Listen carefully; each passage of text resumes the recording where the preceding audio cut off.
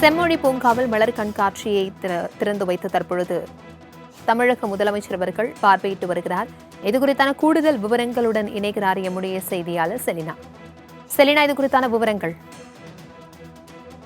செம்மொழி பூங்காவில் தமிழ்நாடு அரசின் தோட்டக்கலை மற்றும் மலைப்பயிர்கள் துறையின் சார்பில் இன்று முதல் மலர் கண்காட்சி என்பது தொடங்கப்பட இருக்கிறது. குறிப்பாக கடந்த 2022ஆம் ஆண்டு முதல் சென்னையில் மலர் கண்காட்சி என்பது நடத்தப்பட்டு வருகிறது. அந்த வகையில் இன்று முதல் 4வது மலர் கண்காட்சி என்பது தொடங்க இருக்கிறது. வரக்கூடிய 11ஆம் தேதி வரையிலும் 10 நாட்கள் இந்த மலர் கண்காட்சி நடைபெற இருக்கிறது.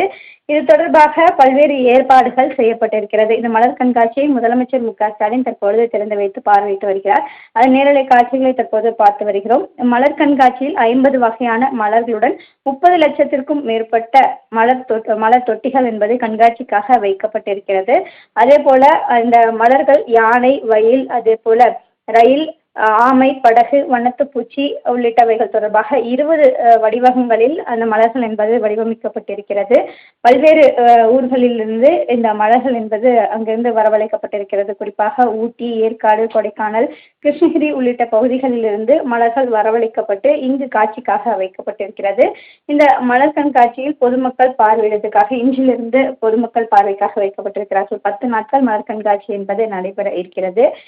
சனி மற்றும் ஞாயிற்றுக்கிழமைகளில் இந்த மலர் கண்காட்சியில் கூட்டம் அதிகமாக வரும் என்று எதிர்பார்க்கப்படுகிறது. அதற்கான சென்னை செம்மொழி பூங்காவில் காவல்துறை பாதுகாப்பும் போடப்பட்டிருக்கிறது. இன்று மலர் கண்காட்சி என்பது துவங்கப்பட இருக்கக்கூடிய நிலையில் முதலமைச்சர் மு.க.ஸ்டாலின் அதனை திறந்து வைத்து முழுமையாக பார்வையிட்டு வருகிறார்.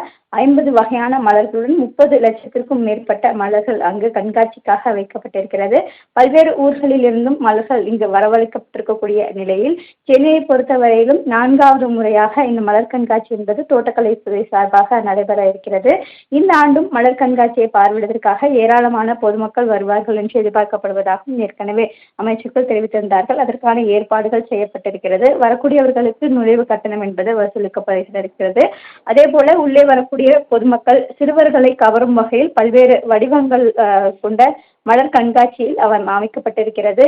சிறுவர்கள் வந்தால் அவர்கள் மலர் கண்காட்சி பார்வையிடுவதற்காக சிறப்பு ஏற்பாடுகளும் செய்யப்பட்டிருக்கிறது. தகவல்களுக்கு நன்றி செலினா.